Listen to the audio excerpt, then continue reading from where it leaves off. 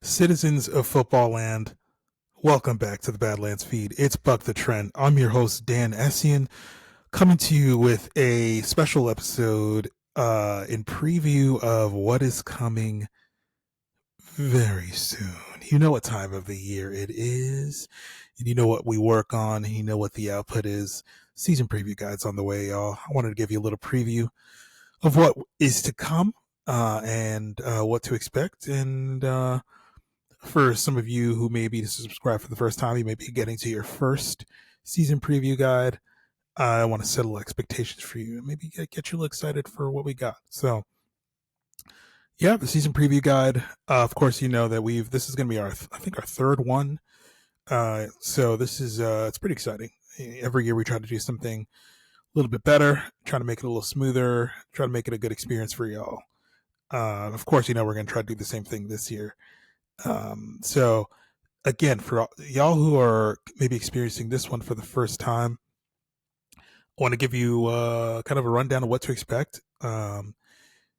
Usually in every season preview guide, we're going to have, we usually start with these position previews. So what you're looking at is who do the Jets have at each position? How strong are they at that position?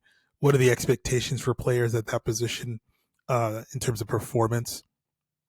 Just to give you a good sense of, more granularly how promising the team is and what you could expect from them. And really, the season preview guide is meant to just kind of build towards one direction in terms of the way that you're learning the team and getting familiar to the team and understanding what their strengths and weaknesses are. And so it's really kind of the direction we try to go in every year, is that every section kind of builds up into the next one. So the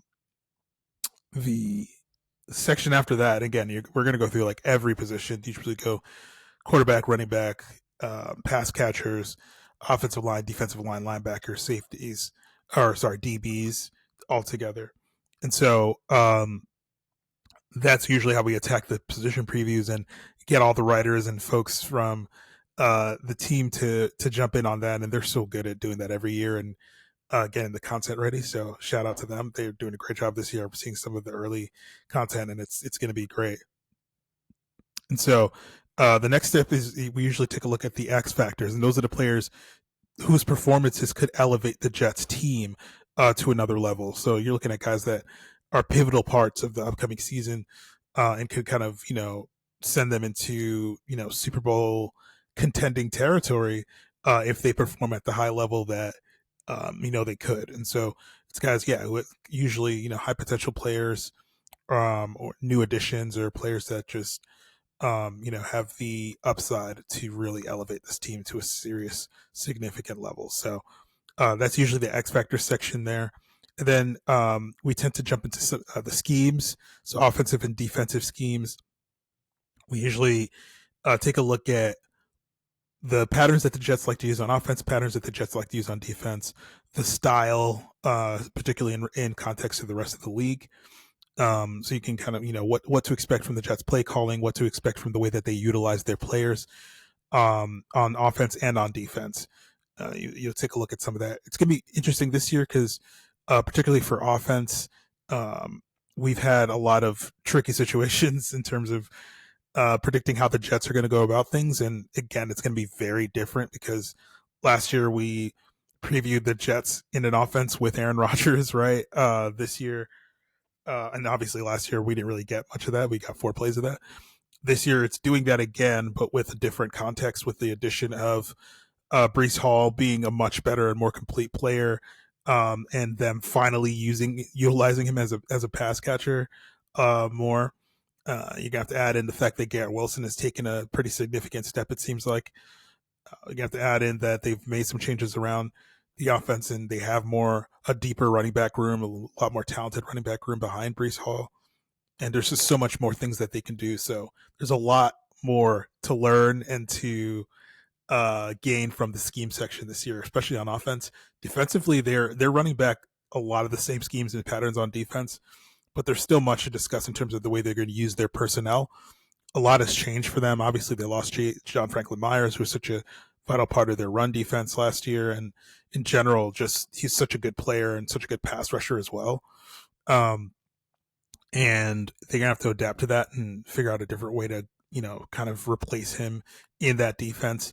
They've added made some big additions. Of course, you got like Javon Kinlaw and a bunch of other additions that they've made defensively.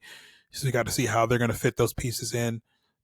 You want to see who's going to continue to rise amongst some of their big stars on defense.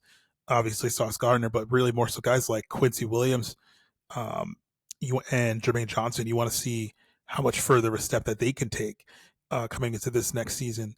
It could be pretty vital to see, how good that they can be and where that lifts the defense too. So, yeah, a lot to discuss in terms of the defensive scheme and obviously the personnel.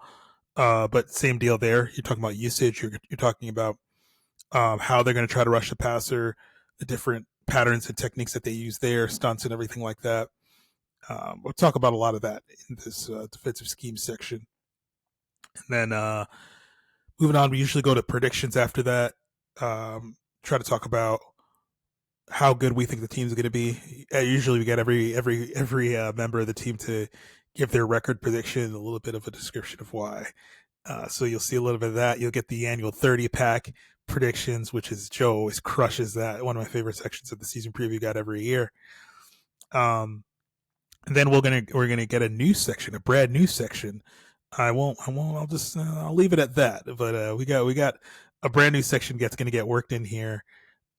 And yeah, I think y'all like it. I think y'all like it. It's an important one. It could be important financially as well. And so yeah, that's usually how we try to go about the season preview guide. Again, the look and feel always changes every year. We try to make it smoother. I'm gonna try to do the same thing. So I'm honestly still working on it. I gotta clean things up, make sure it's ready to go. But yeah, I'm pretty excited about it. I hope y'all are excited about it too. A lot of good things are going to be in there, and hopefully it'll be another cool experience for the fans as we get prepared for the first game of the season. And that's coming up real quick right now. So I'm pretty hyped. It's kind of crazy how quick the season kind of rolled up on us. It's usually a good thing. It means that you're not kind of wasting time worrying about small stuff um, around the team. It's kind of just focused on getting to the regular season and hopefully making some noise. So yeah, that's a season preview guide. Hope y'all are excited for that. And yeah, you'll see in a couple days. And yeah, so other than that, I wanted to quickly just talk about the first game of the season.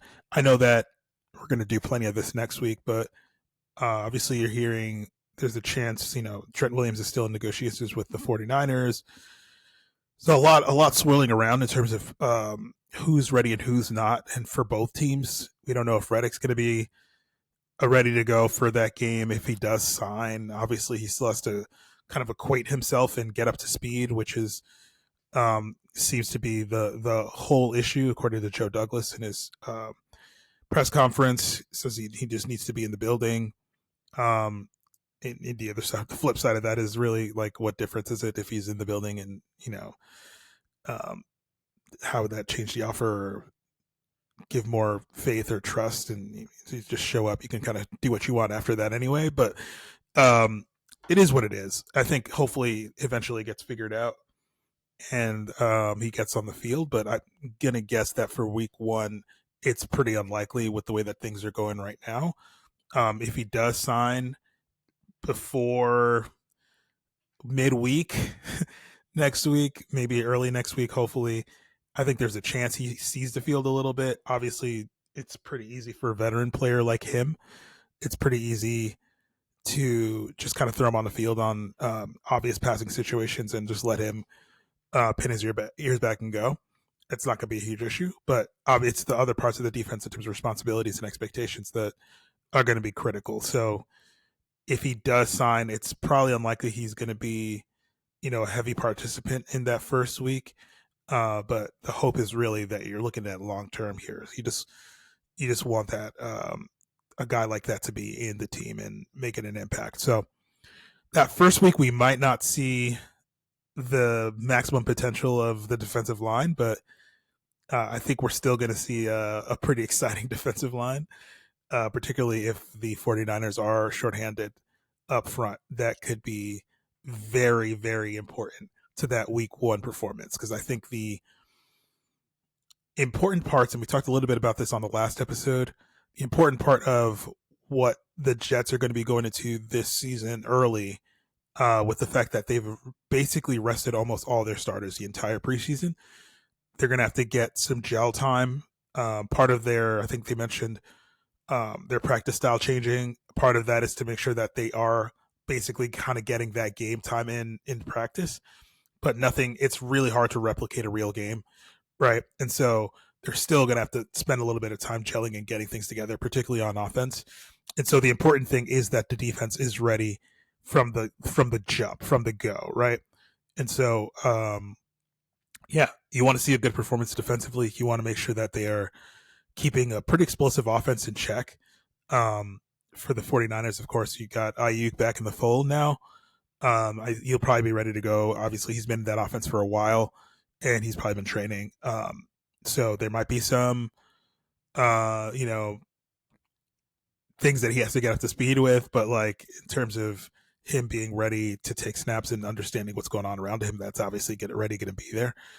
So it's a little bit easier for a player like him, and the Jets are going to have to deal with that. But that's why they have Sauce and DJ Reed, and hopefully between those two, they can keep things under control between Brandon Ayuk and Deebo Samuel. And I think that's the other piece there that will be pretty interesting, is to see who the Jets have Sauce Gardner kind of following around, if they do have him following around anyone, because this could be a situation where they end up just going with the island situation, knowing that they have two receivers that are significantly effective to deal with. So, yeah, it'll be interesting to see what Ulbrich ends up deciding on in terms of how to handle those receivers. But yeah, you don't just have them. You got Kittle at tight end, and then you have Christian McCaffrey, one of the best running backs in the NFL. So it's going to be a big challenge, but this is why they have the star talent at those positions. You have the two corners, you have Quincy Williams and CJ Mosley, to make sure that you hopefully keep guys like Kittle and McCaffrey in check. That's why you have guys like that. And then the flip side of that, or in support of that rather, the safeties are going to be a huge story here, because like I mentioned, McCaffrey and Kittle are going to be huge parts of that offense. They use a lot of misdirection. It's vital for you to have good run support from your safety. It's vital for you to have good coverage from your safeties versus that offense. So they're going to be actually sneakily important, critically important next week during that game, because the way that the 49ers attack is going to put a lot of pressure there. And so, yeah, we'll see what the Jets have at safety for sure early on here, and replacing, of course, guys like Jordan White. They're just like seeing a different style of that like combo safety situation. You see a little bit of Chuck Clark. He did some things in camp. I think he had a couple of hits that folks were pretty hype about. But seeing where he's at medically, but also seeing how he fits into the defense. Seeing an experienced Tony Adams now coming into another big full season here. Probably a little bit lighter expectations than last year, where folks are kind of like, oh, they're hiding a star. He gets to kind of ease into things a little bit differently this season. But they're going to get a huge pressure test very early with this 49ers offense at safety, and we'll see if they can keep up. So yeah, that's those are the main two things I want to talk about today. A quick episode, season preview guide. Look out for it next week. And then let's get ready for week one, man. We're already here. We made it. It should be fun, man. Have a great weekend, everybody, and talk to you next time.